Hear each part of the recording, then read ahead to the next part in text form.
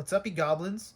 Welcome back to my channel, where we're going to be kind of tinkering around with a new idea that I've been fiddling about with for the last couple of days. So this is a means for me to push myself to be a better mini painter and to kind of gamify slaying the gray. If you're a lot like me, you probably have a lot of things that are unpainted, and maybe it bothers you like it does me.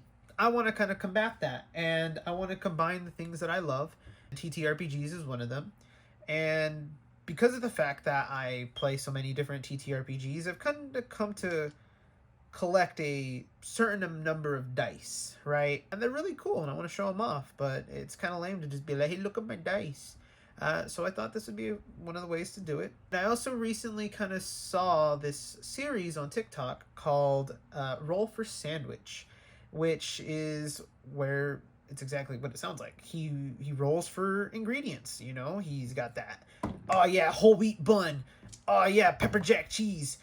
No meat. It seemed really fun. It seemed really silly, and I enjoyed watching about, 60 different episodes. But I thought to myself, like, why don't I do that with painting? Because I want to paint more. I want to stop feeling like I can't paint because I have to know exactly what I want to do beforehand. And also, I just want to have something fun to do. And so that's where this video's title comes from. DiceForge Discoveries. A wonderful place that's going to let the RNG gods dictate what we're painting and how we bring it to life, all with these little dice rolls. It's going to be a journey, a quest even, to kind of see what new skills and techniques I pick up on and really kind of push myself to think outside the box while being okay with the idea of not knowing what I'm trying to do beforehand and kind of learning and seeing, seeing what happens and let the vision kind of play out. To kind of kick things off, let's talk about what the dice are doing. So the D20 itself here is going to tell us what we're painting. So I have a list of 20 different things, terrain, bigger minis, smaller minis, non-GW stuff, 3D printed stuff. That's what this dice is for. And the only real thing we need to talk about on here is the Nat 20 and the Nat 1. Nat 20 is going to be painter's choice. I get to choose anything from the collection to paint while still following all of the guidelines for the rest of the rules. And Natural 1 is a build and paint, where I have to take something from my box of shame, build it, and paint it in the allotted time that I have, which is going to be a nightmare because I like to take my time when I build things. So let's prage that I don't get that Nat 1. The D12 here is going to be our theme dice or our environment dice, because one other thing that I really want to work on is basing my units. And I kind of struggled to come up with ideas. So what I did was I just came up with 12 different themes, environments, and that's what this is going to be for. Some examples are like industrial, volcano, I think I put red sand on there, like Mars, but I don't know why I didn't just think of Mars. I just put red sand and stuff like that to kind of give me some ideas. Next is the D10. The D10 is how many paints we have to use. No more, no less. If I roll 10, I have to use 10. If I roll 2, I have to use 2. And the only real thing I need to make a side note on for that is priming. I'm not counting that in this. I'm going to prime regardless, and if I need to zenithal, I'll zenithal. I have mainly rattle cans. I have one primer that's for airbrushing, and so that's why I was like, you know what, I'll still just do what I want to do there. The D8 is going to be our dice brush. I don't know why. I don't know if this is common or maybe I'm just a freak. You fucking freak! You're a freak! I tend to use 6 brushes when I paint one mini for some reason. And I kind of want to break away from that because I know for a fact that I don't need that many brushes, especially when 3 of the brushes are the exact same size. I think it's just a handle thing when I'm trying to get really detailed. But the other reason is the airbrush that I have is going to count for a brush. Because I'm painting bigger items, maybe I have a vehicle or terrain or a really big 3D printed thing. I might be using a brush I don't know, this. And if I have to do tiny little detail, but I have only 2 brushes, well, I have to really decide on do I need this brush or do I suffer with other brushes? So that's kind of why I gave myself the D8 to still kind of have a little bit of freedom in that regard. The D6 is going to be our paint types. So I have a lot of Citadel paints, and Citadel has several different types, right? They have base, they have layer, shades, contrast, technicals. I have some inks and some airbrush paints. That already exceeded 6. So that's where the paint type comes into play. It's going to limit me even more from not just colors, but the color typing as well. The D4, our little triangle boy here, little pyramid head, is going to be the number of hours. So 1 to 4 hours, and that's why that nat 1 on the D20 is going to be a pain in the butt if I roll it. Because if I get 1 hour, you guys are going to see some monstrosity is what you're going to see. And lastly, our final dice are the percentile dice, which at this moment, they're kind of the malleable dice. It's going to change over time and develop as the series goes on. But right this moment, they are our prep dice. So they will dictate how many minutes I have to kind of get my idea solidified before I hit start on the timer and have to start painting. And it'll develop further, especially when I have to like go to the store to grab stuff and things like that. I'm gonna be timing myself and I'll be like, oh god, I gotta go. But right now it's kind of just there to help me ease myself into this challenge. But overall, that's the full instructions for what we're doing. And at this point, the only thing left is to see what the dice have to say. I guess it's time to roll. All right, so let's start rolling. Let's see what we're gonna get today. D20. What are we painting? 3. We're painting an Orc Commando today. Let's go. All right. Where is this Orc Commando gonna be? What kind of environment is he gonna be in? Let's take a look. That is, you can't see it, but it is an 8. It's right there. I won't fudge it at all. He is in a marsh. I can deal with that. Colors. This is where things are about to get a little bit spicy, as the kids would say. What colors are we painting with today? You can't see it, but it's 10. Honestly, not bad, because orcs be wild. So our number of brushes. What am I supposed to do with that? It's a 1. It's a 1. You see, it's a challenge. It's all about the challenge, right? Right? We can use all 6 paint types, though. Okay, we're good. We're chilling, right? We're chilling. On to hours. That's a 4. You can kind of see it. We have the maximum amount of hours. We have the maximum color of paints. We only have 1 brush. And the last thing we need to do is to roll our prep time dice, which is, what is that, 96 minutes. Yeah, it works. That works. 96 minutes.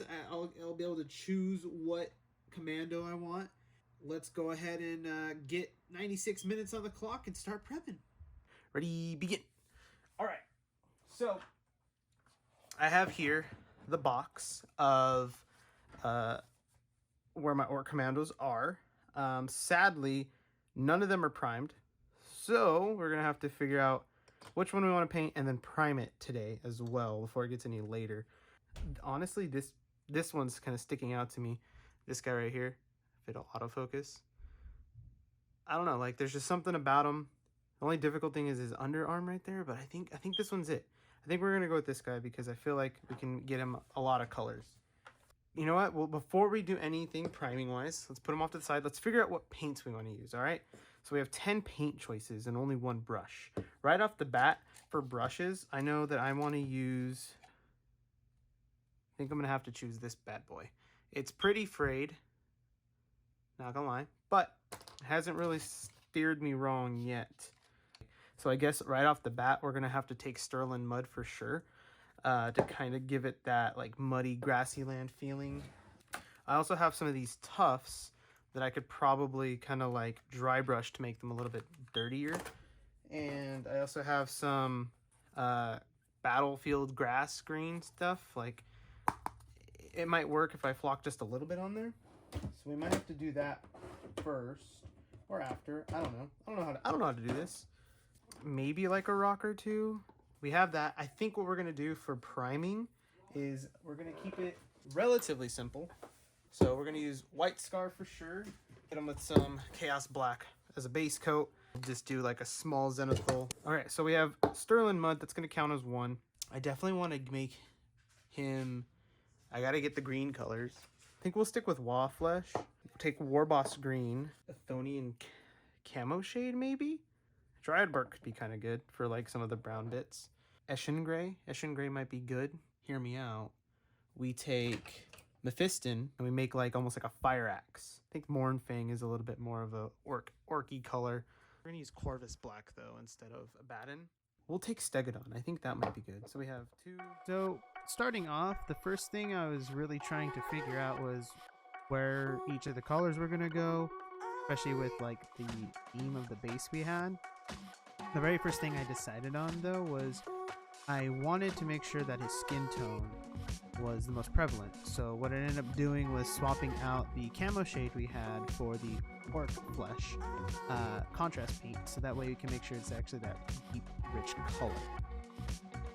With 4 hours on the clock, we begin, and honestly, I was kind of nervous to start, but the first thing we did was crack open that green color, the Wa flesh, and just start layering it on there, you know, get his skin all nice and covered up. And the fun thing about this was camera did not want to focus at all, and that's an issue that's going to be prevalent throughout the rest of the video. I will work on that, but bear with me. You know, it's the first time I've ever recorded in this picture, but this was really fun and it was really cool, so just kind of check this out for the meantime.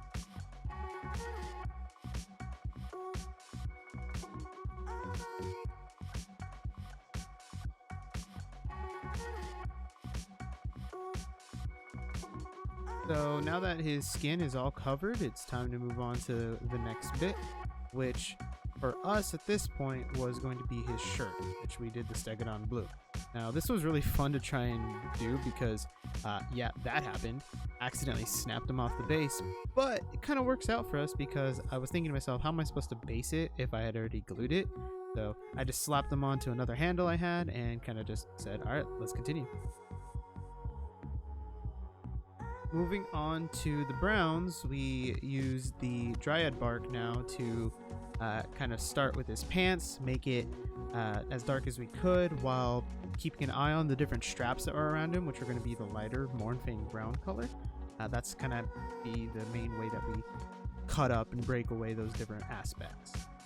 As you can see, we kind of jumped a little bit further here as well, kind of put that Mornfang brown on the top of the boots, some of the straps of the bag, on the belt side of it, and just really wanting to make sure that it was different enough to be noticeable. On to my favorite part of this paint scheme was the Mephiston red on the axe.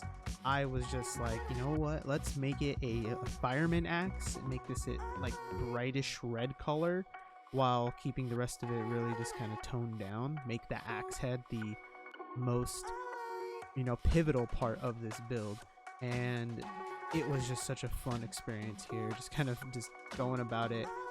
Surprisingly, I actually didn't make too much of a mess with how broad those brush strokes were, but it was really, really cool to do.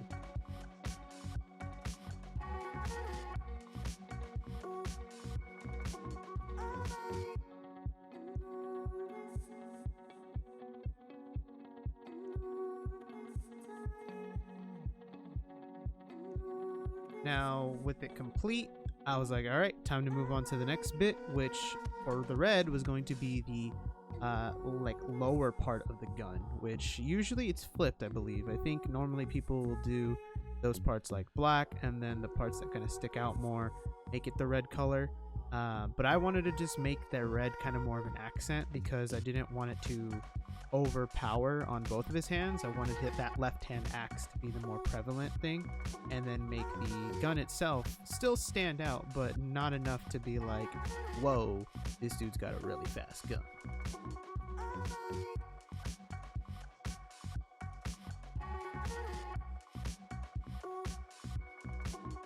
Alright, now that the gun is fully done, it's time to move on to the most difficult part that was red, which was that little stick of dynamite he has strapped to his belt. I almost completely forgot about this, and what's worse is there's a little strap that goes across it as well that I completely forgot, and I was eventually able to go back and cover it, but oh my gosh, this part right here was probably the most difficult thing because it is just wedged in there. Honestly, so far it's coming out really well. I was already surprised at myself with the progress we'd made in just the span of like 30-40 minutes. And at this point is when we started to use the Corvus Black and to cover those bigger pieces now. So here we see that square on the gun itself, and then these little bars that kind of cover the gun. I still don't really know what they are. And yes, that brush does look pretty messed up, but honestly, it served me well, and it didn't actually cause too many issues on this part, so that was pretty cool.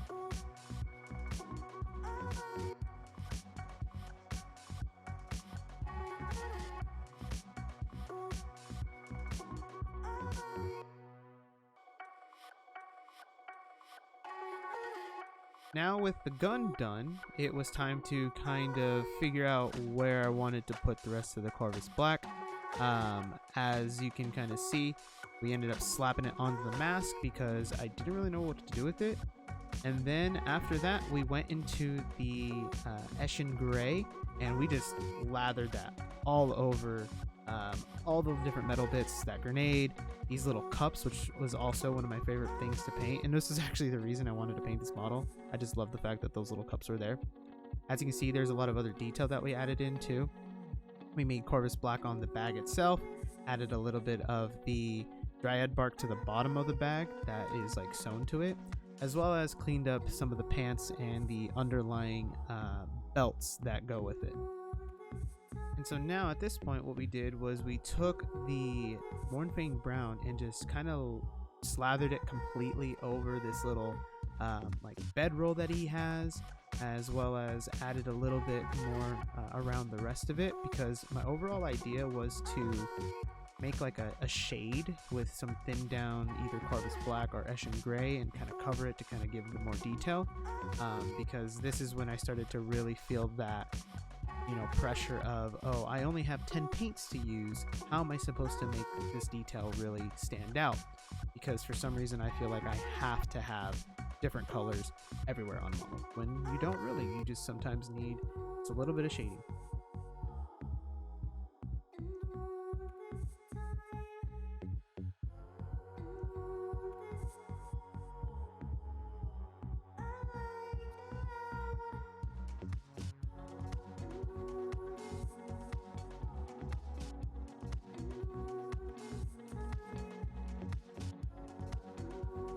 So, as this cut shows, we ended up adding the red to those shells on his bandolier on the bag, and then did a little bit of a black stripe across. And here, we're just kind of doing a once-over. We threw on more Eshin Gray over the axe handle, over the grenades, and then we threw on the orc flesh contrast paint onto his skin to kind of get it darkened. And now, while that was drying, because contrast paint takes a while, we're going to use the technical, which is so goopy. It was really fun to mess around with. But yeah, you just use a toothpick, kind of spread it all across that base. This was really fun to do because it made me feel like I was a wee child just playing in the mud again. But yeah, it's pretty fun, very messy. I should have definitely worn gloves because I did get it everywhere, but yeah, it's just spread it out. This stuff takes a little bit to dry as well. This specific technical paint, Sterling Mud, it kind of hardens and solidifies. And then after that, we went back to the model, took the Eshin Gray, I guess you could call it a shade, and we just went to town all over it to kind of I guess the word I could use to describe it is everything felt very flat. I wanted to give it some depth and dimension, and using this shade here really did it, especially in the folds of the pants and the shoes. And in a moment when we do it on the bedroll, you'll see exactly what I mean with that little bit of detail that comes out with just shading versus me going in with another color to kind of break things up.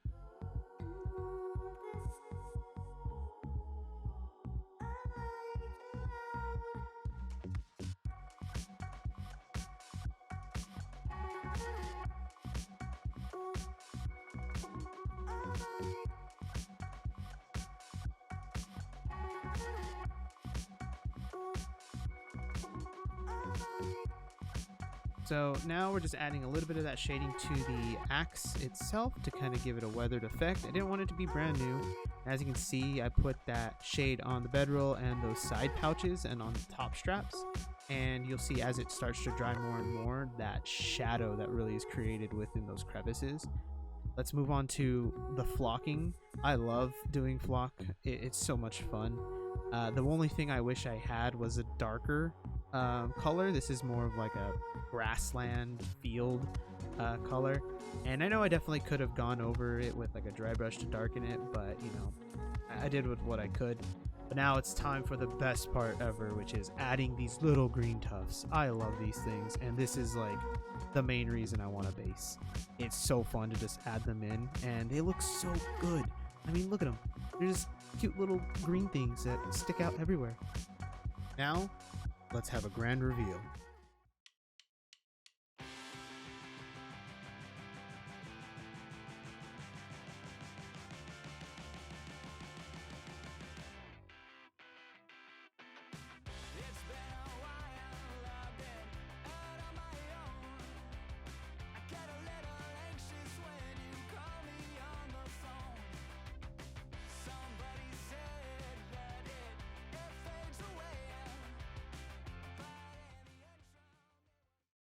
Given the circumstances, it took me about an hour and a half, just around 2 hours total to get the whole model done, especially the fact that we had 4 hours. I got to a point where I was like, you know what, I didn't really see there was much else to do to it. I didn't want to risk it.